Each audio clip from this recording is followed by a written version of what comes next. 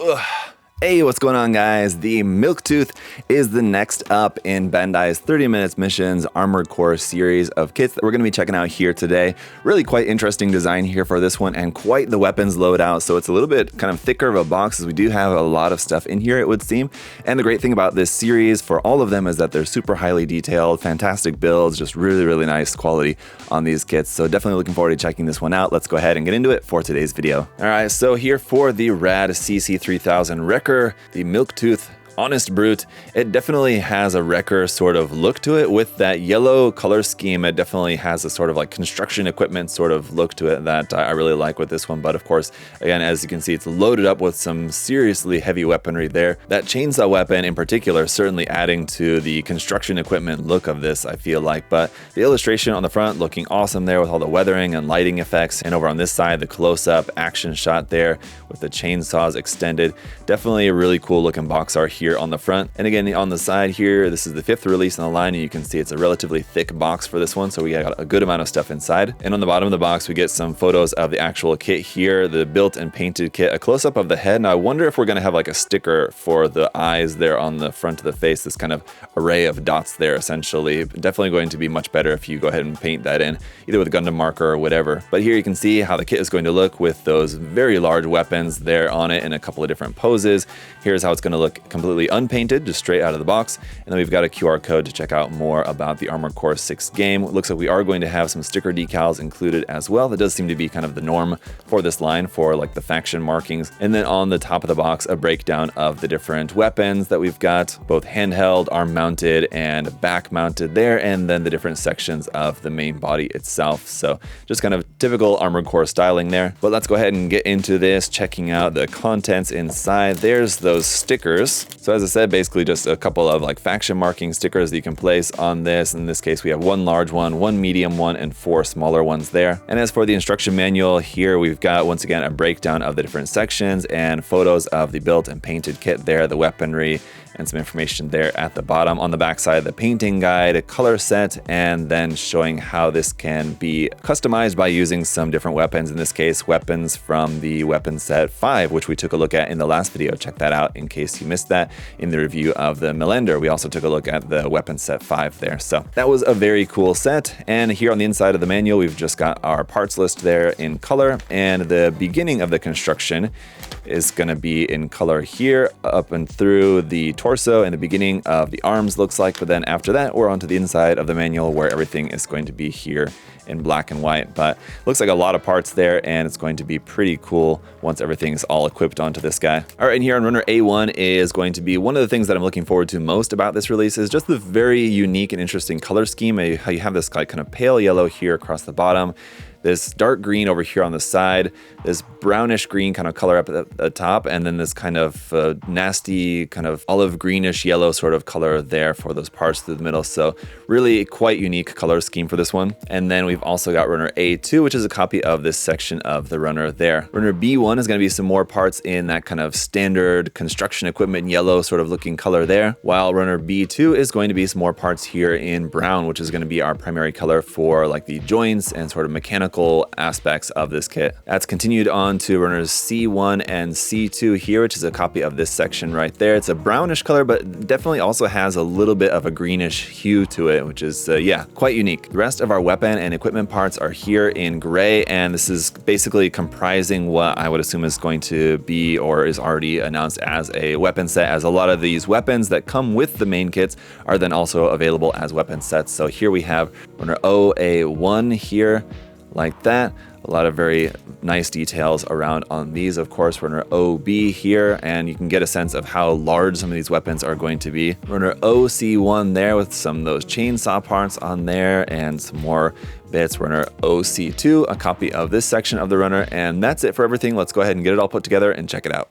Alright guys, here it is all built up. Honestly, really like this one. Of the 3 kits in the line that I've built so far, this one, I gotta say, gotta be my favorite just because of the design of this one. The colors, again, are super cool. I really like the colors, very unique, but then also just the design and the build of this definitely feels a little bit more complex, and you have all this like very kind of realistic mechanical detail on there that I think is just something that you're not really gonna get with not only other kits from this line, but just a lot of other model kits in general. If this is the kind of thing that you're looking for, This kit is just really, really fantastic for just all these really cool details in there. And as you'll see once we get into it, I mean, it does ultimately share a lot of the same pros and cons, but the other thing that it's also got is some massive weaponry. So let's go ahead and check that out here. And so once again, with these, as I've talked about in the past reviews, you get the sticker sheet, and most of the stickers don't really fit on here, even the small ones. There's a couple of spaces where you might find enough space to put like one of the small ones. I got one here on the chest. You could also probably fit one like here on the front of the crotch section there, or on the side somewhere, but it's just you have all this surface detail, so it's kind of hard to find spots to put those marking stickers on there normally. But let's get into the weapons here with the flamethrower. First off, super cool weapon with a lot of the weapons and even parts on the kit too. You will have some seam lines here and there on this. It is still just a 30 minutes missions kit at the end of the day, so you have to kind of expect that, but love the design on here, just super detailed for the flamethrower. It's just really, really cool, and honestly much more complex than kind of your standard sort of HD or 30 minutes missions standard weapon. So really awesome there. That's just going to fit in the hand, obviously, and quite large. This one is already kind of the same height as the AC itself. And then we've got the chainsaw. Now this is the inactive state version, and then you've got the active state version, so you can see kind of how it's going to switch between the two. Basically the chainsaw will flip forward like that. Some other parts will kind of move around, but this is just connected onto the arm just with this little peg right there. And again, with this one, the construction of it pretty complex, as you do have a fair amount of parts in there on it, and obviously as you can see, lots of detail on there as well. A little hard point here on the top where you could attach something else. I'm not exactly sure. Maybe what might be a good accessory that you could attach onto there. I know that looks like it probably would fit a lot of like the scope type parts that go on like a lot of the 30 minutes missions type weapons on the top of the weapon. Something like that could fit on the top of there. But on the active state version, you don't have that, but it's just going to plug onto the arm in the same way, just with this hard point right here. On the underside, just kind of the one area where it is kind of lacking in detail is the underside of this part when the chainsaws are deployed, but obviously you're not really going to be seeing that gap in there all that much. Still looks really cool. And again, just in terms of the size, I mean, it's just about the same height, if not slightly taller than the unit itself. And then for our back mounted weaponry, you have these two mounting pieces here, which are just going to attach onto like the back of the frame. You have those hard points right there. We have the bazooka, which has this like shield part here on the side, and it's like kind of like shorter bazooka, definitely like smaller than the other weapons that we've had, but still a pretty sizable accessory here that you can have on the backpack. Again, super nicely detailed on there, even from some of these like inner parts, even like the inside of the shield there you can see is full of detail. And here on the outer side of the shield just looks really, really cool. And then for the other side of the backpack, we've got the split missile. Now this one, like with other different like missile pod sets that we've seen before, it doesn't have an option part for like when the missile pod doors are open or anything, so it's just like this. That's all kind of that's going to attach onto the back. But still, again, even this, which is definitely our smallest accessory, is still like pretty large here, as you can see, just like compared to the unit itself. So some really cool weaponry that you have with this one. But just to talk more a little bit about the kit itself here, the articulation, the head will go up and down, kind of as goofy as looking as a head as it is. This like just a little thing on there will rotate, move up and down a little bit there like that. The arms are super unique, with this kind of part of the top of the arm being just attached via a ball joint there, and then just simple rotation above that elbow joint, a single joint there at the elbow. The hand is just going to rotate there like that, and it looks like it might open and close, but it actually doesn't. It will hold your accessories, but it doesn't, you can't like open that up as like an open claw. You would have to modify it as just like opening that up like that. You can't even like sort of place it in a way that it looks kind of more open, so you would have to modify that if you wanted to. Between the top and bottom half of the body, it's just attached via a ball joint there. Around here on the back, the thrusters are just attached via small little ball joints right into there. The legs are attached via a peg and ball joint combination, so you will have full movement forward and back, side to side. You have a pretty good range of movement there for outward movement. At the knee, as you can see, it's pretty interesting knee construction there, but it doesn't really allow you too much movement, as you can see here. But it's kind of cool how those parts kind of move in and out together like that. So you get maybe, I don't know, what is that? Maybe 90 degrees, probably not even 90 degrees bend there at the knee, but still pretty cool mechanism. And then viewed from behind, you can see the parts. The piston details aren't like actual working piston details, but they kind of give the appearance that they are anyway, which is pretty cool. The foot is attached via a ball joint, and then you have this kind of floating piece right here in the middle, kind of in between. Up underneath the feet, full detail there as well, which also looks really nice. And as far as our hard points go, you have the one underneath the waist for plugging this onto an action base, the two on the sides of the back there for attaching our back-mounted weaponry, and then one on the side of the arm over here on the left side. That's all standard to the line, so that's all you have for just built-in attachment points. Obviously, you could custom modify, further attachment points kind of wherever you want. On this design, it might be kind of a little bit difficult, maybe like here on the side of the leg or something, if you wanted to attach more armor or more weapons or something onto this, but I think it's already going to be pretty well loaded up. So let's go ahead and take a look at some different poses here with our massive weaponry. And one thing about this, if with weaponry that big, you might be worried about stability issues with the weight of those, with the kit being able to hold up the weight of those, but the kit is actually quite solid, pretty stiff in the joints, which is good when you have large weaponry to hold up like that. You don't want it to be too floppy or not able to hold up the weight, and especially with our wrist joints just being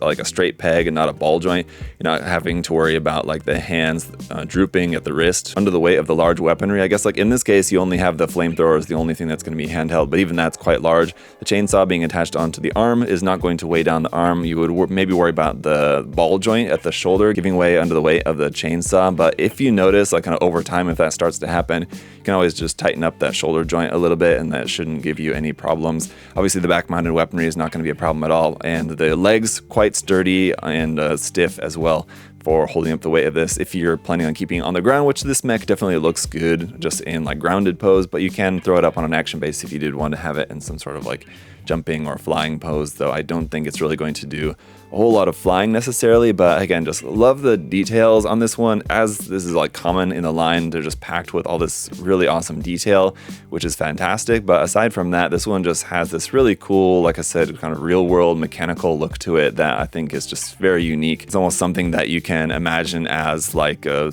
near future sort of like construction equipment mech that is also able to wield these massive weapons and fight in battles and do all that. So it's really, really cool. Actually, I really like this one a lot. But as I mentioned, you will have a couple of seams on the weapons and on the kit itself here and there, but I think a lot of them sort of just blend into the design for the most part. But if you did want to remove them, just because the construction is not too complex in most areas, removing the seam lines really shouldn't cause you too much issue if that's something that you want to address in over the course of building this kit, and especially if you're planning on painting it, for example. But because of the colors that it's molded in and just all the details that you have, I think honestly you could just do some panel lining on here. It would be, it's not a little bit of panel lining, it would be a lot because there's so much details on there, but panel line in all the details and the kit would be looking pretty dang good just like that. Maybe a little bit of detail painting or something as well. But yeah, let me know what you guys think about this one down in the comment section below. Definitely one that I would highly recommend you guys to check out if you've not checked out the line at all yet. I mean, definitely check it out, but this is a pretty good candidate, I would say, either to start off with, or if it's one that you've already if you've already started collecting kits in the series, this is one that I would definitely recommend you guys to pick up as well. But that's about it for today's video, guys. Check out this kit and the rest of the line over there at USA Gundam Store. The link to USA Gundam Store will be down in the video description as always. Check that out. We've got all these kits and then everything else in the 30 Minutes Missions, 30 Minute Sisters lines, and everything else from Bandai there on the site. So check that out. And as always, if you're not subscribed yet, make sure to subscribe. Make sure to leave a like if you enjoyed the video. And thank you guys so much for all of the support. Until next time, hope y'all are having a great day. See y'all later. Bye, guys.